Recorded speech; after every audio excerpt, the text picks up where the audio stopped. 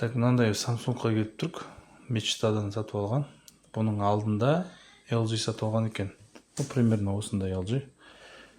Мына Samsung LG істемей 6 айдан кейін істемей қалған.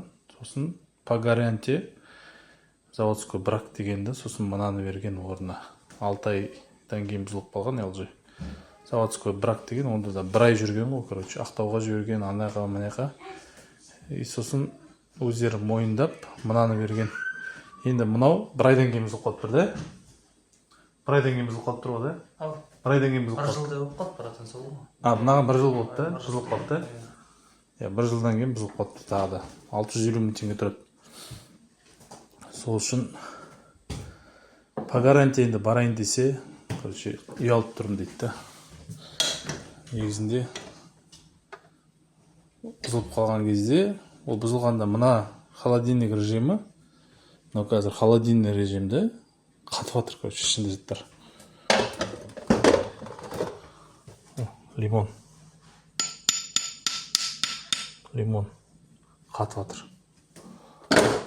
Колбаса қатып жатыр. Айтқанда, майонез қатып жатыр. Ішіндегі заттардың бәрі қатып отыр. Негізі холодильный режим қатпау керек. Мынаның бәрі көрініп тұр, қатып отқан. Бұл морозильник. Бұл морозильник кәдімгі жақсы істеп тұр. Холодильный режим қатып қалған. Енді барайын десе, по гарантии ұялып отырмын дейді. Алдында холодильникке де бардым дейді. Сол үшін ұялмау керек. Бару керек. По гарантии. Осындай жағдайлар. Қазір холодильниктердің жағдайы осындай.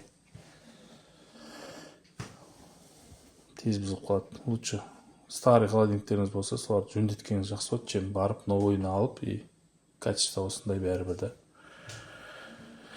Ақшаңыз көп болса, енді ештеңе айта алмаймын. Ақшасы жоқ адамдар болады, кредитке алады барып та. Оларға не советую вообще. Наличка алсаңыз болады енді, ақшаңыз болса, бірақ кредитке алып, еще осындай сападағы затты алып не стоит. Но негізі мен өзім мақтайтын холодильниктердің бірі ғой, бірақ